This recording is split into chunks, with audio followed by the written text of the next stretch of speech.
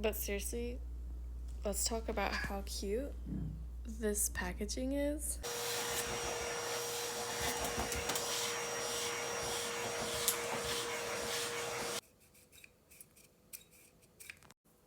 So these are the other attachments, and I say other because I have one already on the end of the vacuum, and I mean, this thing is nice. My cats are literally terrified of this. It's not that loud, really.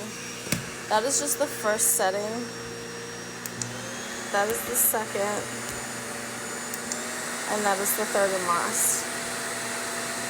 So my honest review about it, I like it.